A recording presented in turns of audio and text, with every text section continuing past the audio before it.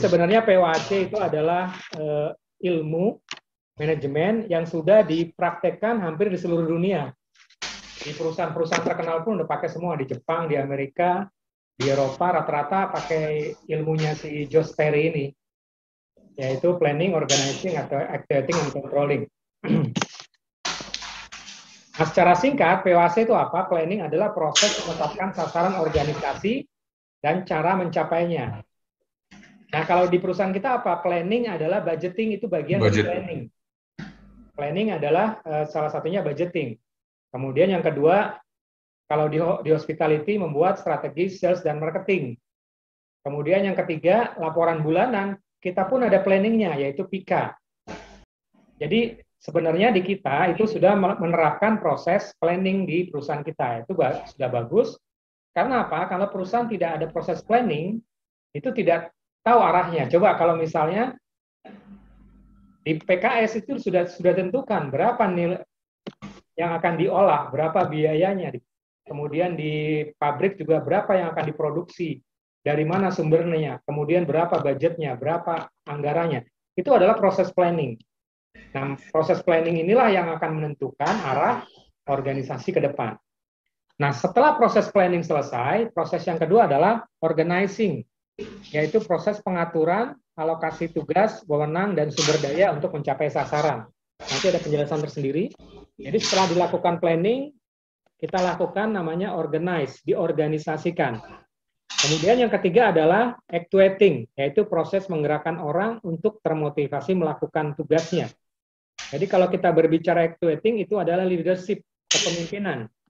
Inilah yang selalu disampaikan oleh Pak Dirut, bahwa di organisasi kita salah satu hal yang masih kurang adalah masalah kepemimpinan atau leadership. Kemudian yang terakhir adalah controlling. Nah, di proses yang keempat ini juga di perusahaan kita masih cukup lemah. Di sisi lain, kita juga belum memiliki internal audit. Nah, tahun depan akan masuk beberapa orang, salah satunya internal audit di perusahaan kita untuk memastikan bahwa apa yang sudah direncanakan itu bisa sesuai dengan apa yang sudah diimplementasikan dan kemudian melalui proses kontrol. Kalau misalnya ada deviasi, apa yang harus dilakukan? Nah, itu terus berputar, ya, POAC itu terus berputar, mulai dari planning, organizing, activating, dan controlling.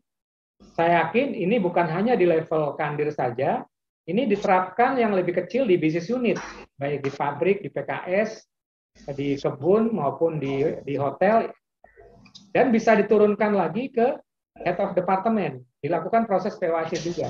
Kemudian bisa juga dilakukan di level yang paling rendah, yaitu di level kemandoran, atau mungkin level supervisi. Jadi secara singkat, itu adalah penjelasan dari POAC. Jadi planning, ya saya tidak jelaskan secara detail. Saya jelaskan satu persatu di sini ya. Strategic plan itu dimulai dari gather fact atau mencari data dulu. Jadi kalau proses di tempat kita datanya tidak akurat, jangan harap planningnya itu akan berjalan dengan baik. Karena dalam proses pembuatan planning, terutama budgeting, data-data itu harus akurat. Paling tidak untuk kebun yang lama, misalnya dalu-dalu, paling tidak ngambil data 5 tahun terakhir. Tapi kalau yang baru, misalnya Hotel Toba, baru beroperasi 1 tahun, berarti paling tidak ngambil 1 tahun. Kalau datanya tidak akurat, tidak akan bisa dibuat analisanya. Analisa itu banyak sekali tools-nya atau alatnya, salah satunya dengan SWOT kan, Strength, Weakness, Opportunity, and Treatment, atau dengan cara yang lain. Kemudian yang ketiga adalah dengan review input. Kemudian adalah strategic matrix, kemudian define strategies, dan yang terakhir adalah di review. Itu adalah proses planning. Jadi proses planning itu ada 6. Kemudian proses kedua adalah organizing. Nah, apa yang kita lakukan di organizing? Yaitu kita mengelola sumber daya. Sumber daya terdiri dari apa saja? Yang pertama adalah sumber daya. Kalau itu tidak dikelola dengan baik, maka akan banyak tenaga kerja yang tidak produktif. Atau lebih sederhananya, ada tenaga kerja yang hanya makan gaji buta. Karena memang tidak termonitor. Dia masuk daftar gaji tapi tidak pernah kerja. Dan itu cukup banyak di organisasi kita yang mereka bekerja tapi tidak ada hasilnya dan itu tetap kita bayar. Jadi artinya pengelolaan belum efisien dan efektif. Kemudian yang kedua adalah pengelolaan material atau bahan baku. Nah ini terutama di pabrik ya, di PKS. Bahan baku ini sangat penting sekali. Bagaimana TBS, buah-buah TBS itu meningkatkan rendemen dan sebagainya, itu adalah salah satu cara, baik kita juga sama, bagaimana mengelola material itu sehingga mendapatkan hasil yang optimal dengan meningkatkan rendemen, meminimalkan losses dan sebagainya. Kemudian yang ketiga adalah mesin. Mesin terutama di pabrik PKS, tapioka maupun di kelapa sawit ini sangat penting sekali.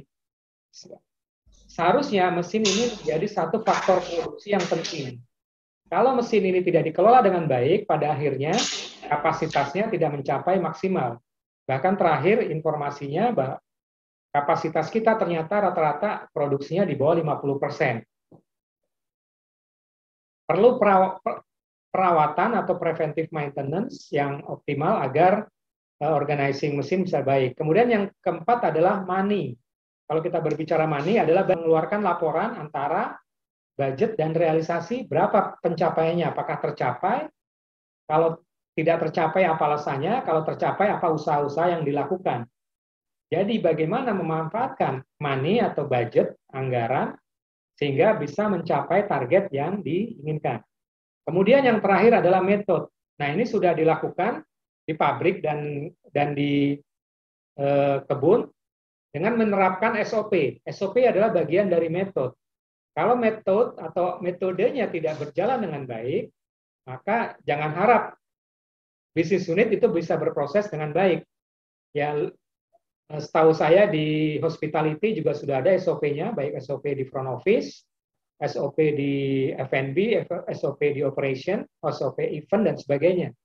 Kalau kita tidak punya SOP, maka perusahaan ini akan berjalan dengan tanpa arah, sehingga pada akhirnya target tidak tercapai. Kemudian kita masuk ke actuating.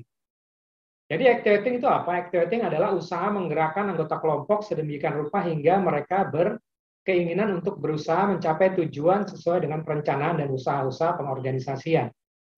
Jadi inti dari actuating adalah leadership.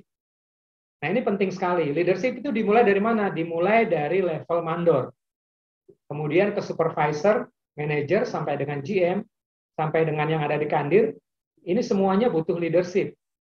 Karena semakin tinggi jabatan teman-teman sekalian, ya semakin tinggi, leadership itu akan semakin penting dibandingkan keterampilan teknis. Misalnya begini, seorang pemanen yang dibutuhkan bukan leadership, tetapi seorang pemanen yang dibutuhkan adalah keterampilan teknis dia memanen. Misalkan ditargetkan sekian, dia harus tercapai mandor.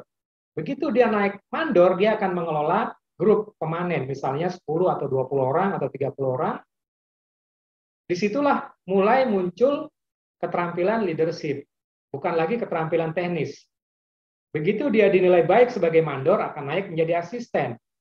Asisten naik, bagus menjadi ASCAP, baik menjadi estate manager, menjadi GM, menjadi SGM, bahkan menjadi direktur operasional. Itu ada proses pengembangan leadership. Jadi semakin tinggi kedudukan seorang, bukan keterampilan teknisnya yang diperlukan, tapi keterampilan leadership-nya. Jadi saya berharap teman-teman yang ada di business unit semua berlomba-lombalah meningkatkan kemampuan leadership. Karena semakin baik keterampilan leadership, saya yakin karir akan terbuka, cari peluang. Karena kemampuan teman-teman itu sudah setara dengan pasar gitu. Kalau kemampuan teman-teman udah setara dengan pasar di luar, maka teman-teman akan memiliki nilai jual dan pada akhirnya akan memberikan keterampilan yang lebih baik. Jadi kalau kita berbicara actuating, kita berbicara leadership. Nah ini adalah kemampuan leadership, ada 5 ya. Yang pertama adalah kemampuan komunikasi. Komunikasi ada 2, yang pertama adalah komunikasi lisan. Kita berbicara briefing kalau di hotel ada morning briefing, kalau di pemanen ada apel pagi ya, di kebun ada apel pagi.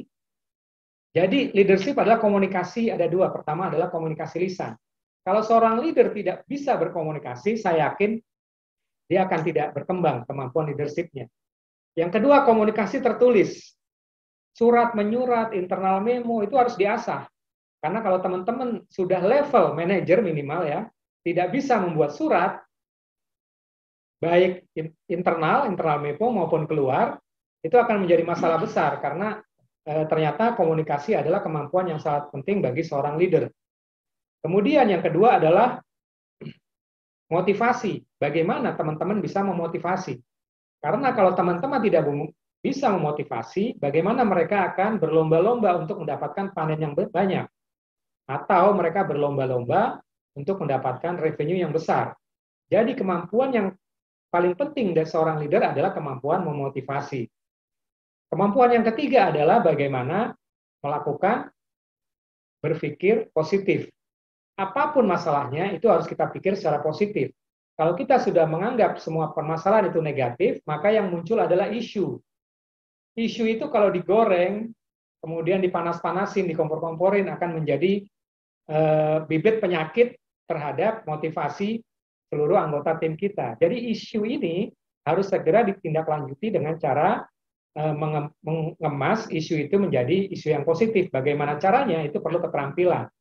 Kemudian keterampilan keempat yang perlu dimiliki oleh leader adalah creativity, kreatif. Nah, dari creativity terutama di bisnis hospitality.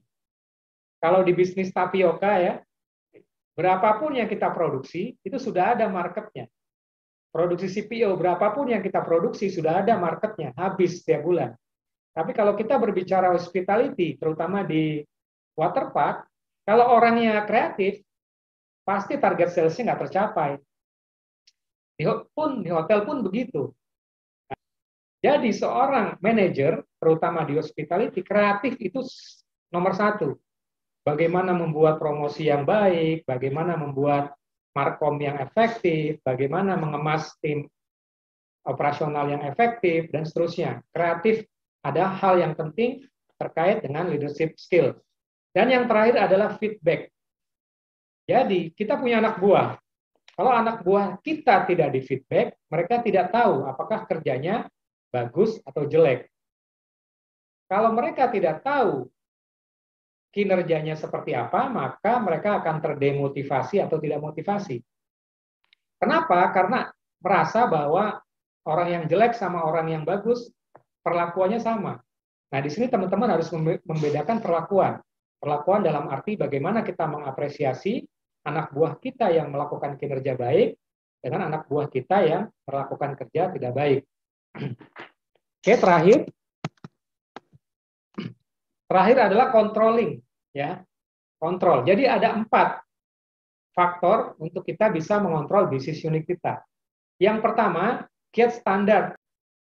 Bagaimana saya mengontrol kinerja di housekeeping kalau standarnya belum ada? Itulah tugas seorang GM, KPI. Jadi maintenance bagaimana cara mengukurnya, produksi bagaimana cara mengukurnya, HRD bagaimana cara mengukurnya, personalia bagaimana cara mengukurnya, itu harus ada standarnya semua supaya kita tahu apakah mereka bisa mencapai target yang diinginkan. Setelah kita set standar, yang kedua adalah measure performance. Bagaimana kita ngukur?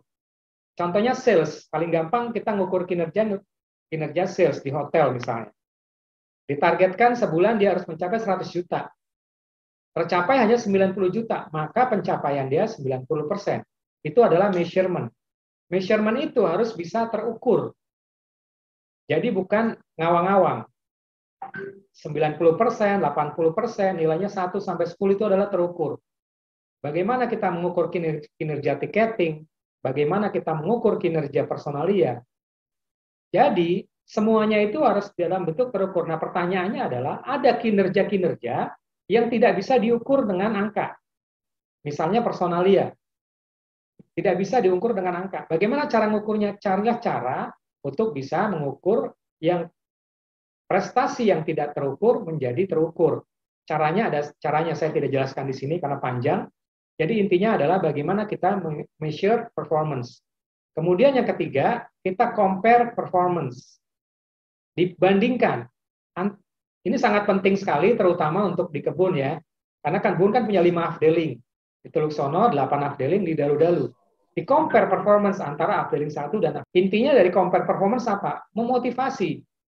Kan kalau di kebun-kebun lihat kemarin dari Asian Agri, kemudian dari Astra, kemudian dari Sinarmas, ternyata mereka punya satu achievement, updeling terbaik, pemanen terbaik, kemudian ada hal-hal lain, itu di compare performance-nya. Tujuannya apa? Untuk memotivasi. Kalau misalnya di kebun Afdeling 1 Teluk Sono, ada 20 orang pemanen, nah pemanen itu di compare, pemanen yang paling baik siapa? Tentunya pemanen-pemanen yang lain akan termotivasi, kemudian diberikanlah apresiasi sederhana gitu ya. Jadi langkah ketiga adalah compare performance. Kemudian yang terakhir adalah take corrective action. Apa saja yang tidak sesuai dengan standar, dikorektif, diperbaiki. Kemudian masuk lagi, standarnya diperbaiki kalau tadi ada yang tidak sesuai. Jadi itu adalah 4 step fungsi kontrol. Oke, saya summary, saya berikan kesimpulan. Ya, kesimpulannya adalah bagaimana kita menjalankan roda POAC ini. Kalau roda POAC ini kita jalankan terus-menerus, mulai dari planning, organizing, actuating, dan controlling, terus kita putar, terus kita jalankan, itu akan menjadi satu rencana continuous improvement atau sustainability. Kalau di ISPO, kita tahu ada sustainability report. Jadi perusahaan kita akan sustain terus. Dan semakin hari standarnya akan semakin baik. Karena standar hari ini yang baik, belum tentu besok menjadi lebih baik. Saya contohkan mobil. Mungkin dulu kita lihat ya, ada namanya evolusi mobil kijang ya. Mulai dari mobil kijang kotak sampai kijang kapsul, yang sekarang muncul kijang new reborn. Artinya apa? Dahulu mobil kijang kotak itu dianggap mobil yang paling canggih zaman dahulu. Tapi begitu keluar model kijang kapsul, mobil kijang kotak langsung ditinggalkan.